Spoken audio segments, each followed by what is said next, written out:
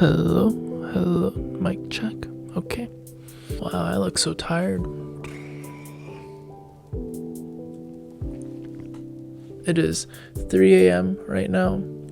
I feel like lately I've been trying way too hard to make vlogs or try to make content. And I feel like because I'm trying so hard, I'm not really like being my honest self. I mean, I am myself in my vlogs, but I'm more kind of like, ooh, let's go do something exciting. Whereas normally I'm pretty chill and calm and laid back. So I think today I'm gonna tell a story that's more personal.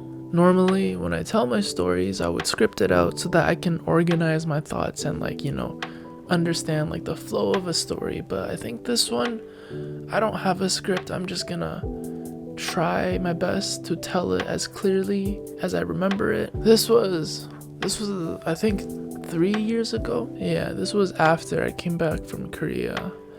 And there's this website or a Facebook group called Subtle Asian Dating, and then that's where like people go to like hype up their friends.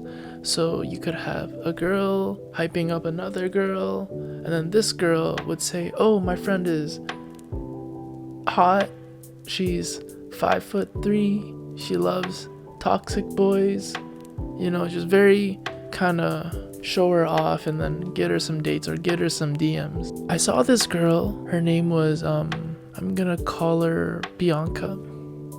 Her name was Bianca. She was from New York. She was really sweet, honestly, or from the hyped up post, she was a very sweet girl. So I was like, fuck, okay, I'll shoot my shot. So I sent her a DM, and I think it was like the corniest thing. Hold on, let me see if I can read it out. I don't know if you'll see this, but hey, if you ever want to come to Canada and get a permanent residence over here, I got you.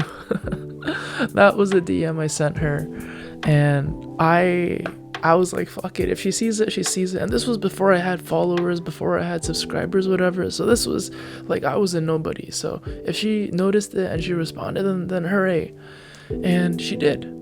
She saw my message, she replied, and then we started texting a little bit. And then I don't know, I get a little nervous whenever it's a dry DM, so I start sending memes or I start sending something that's like funny. And I sent her a video, and then through that we just started talking some more. And then one day I was just randomly like, hey, do you want to FaceTime? And she was like, yeah, sure, I'm at church right now, but when I'm home, okay, let's set up a call.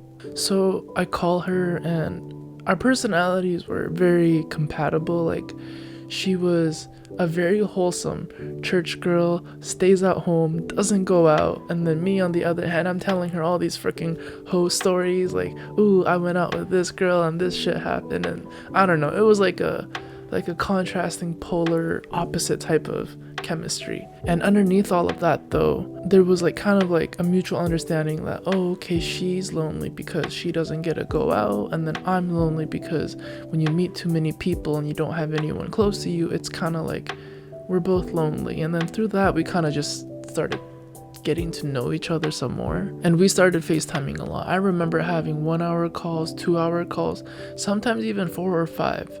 And then I distinctly remember that one day she went for a family trip to go back to Vietnam. So it was like an 8-hour difference, and when she would be sleeping, I would be waking up, and when I would be sleeping, she would be waking up, if that made sense. I don't know, it made sense in my head, so we're just gonna go with it. And because we were talking so much, learning about each other, we were both feeling like this mutual feeling of like, oh shit, is this gonna get serious? Like, am I gonna go into a long distance relationship? Because personally, for me, I've had an experience that wasn't a relationship, but it was more just kind of like an instance where it was borderline long distance, and then it just didn't work out. Personally, I was very skeptical of getting into a long distance relationship. So then I was just kind of like, do I really want to do this? Like, am I gonna regret it? But then I was just thinking, fuck, okay, full send. If she wants to date, then okay, we can date. But neither of us brought up the subject because it was just such a tension, like an elephant in the room. Like, you want to address it, but then at the same time, you're both kind of scared of the outcome. So we just never talked about it. And then I think one day, no, it wasn't one day, it was on New Year's. Yeah, I remember it was on New Year's. I was like, hey, I'm gonna head out now, I'm gonna go party with my friends. But when I left my house, she sends me this long paragraph. I'm gonna read it out. Hey Kevin, I have been really thinking about this before sending this to you. Since New Year's is coming up and I just don't want you to get the wrong idea or impression of me in the future, I think it is best to say it now than extending it to the new year.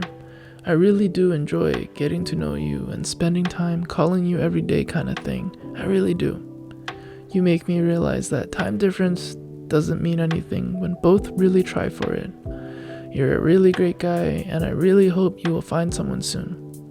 What I'm trying to say is that I don't think I can see something in us because of the distance, and also because I have things I really want to prioritize. I decided to say this in the very last few hours of 2019 so that you can look forward to better things in 2020. And that I don't want to be those girls that ghosted you, so therefore I wanted to express these thoughts instead of giving you the wrong impression. I hope you have a great time tonight. I hope you understand. And then I just said, damn, you're really leaving me behind in 2019.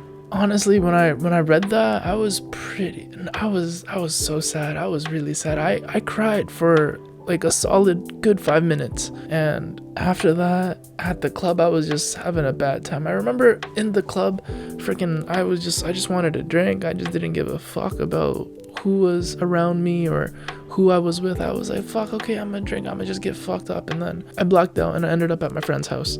I guess thinking back on it, I am kind of glad that, I kind of went through something like that. And I'm kind of glad that happened earlier than later. Because all the time you always see these attractive people on the other side of the world. And it's like you want to shoot your shot, but even if you do, the chances of it becoming like something really solid, sustainable, it's very difficult.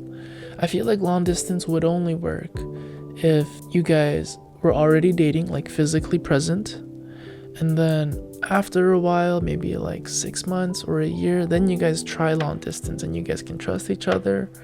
I don't know, maybe relationship advice from a guy that's never really been in a relationship, probably terrible advice, but I feel like once people have that foundation of a good relationship and trust and friendship, then it's like, okay, maybe we can try long distance, because in the long run, I know we're gonna be together. But then it's like when you just jump into a long distance relationship without meeting, it's kind of like, it's just so hard. It's so hard, like mentally and emotionally, to kind of freaking clusterfuck all your thoughts together to be like, damn, do I really want to be in this? And yeah, that's just kind of how I feel about long distance. And I'm guessing if you're wondering if Bianca and we ever kept in contact, no. After New Year's, I think we unfollowed each other off social media, and then we didn't talk to each other at all.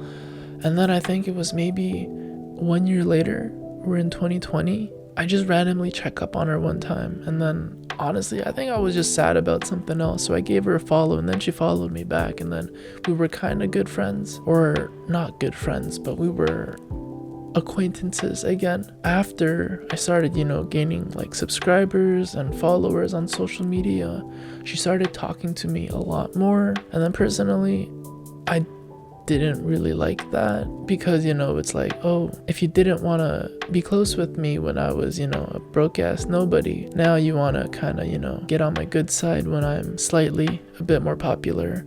I just feel like it's a little unfair. I just kind of slowly bye-bye, and then I haven't really talked to her since. I don't have anything against her though. It's like, she's a cool person, like she's such a sweet girl, but I just don't think it's gonna work out, but it's okay.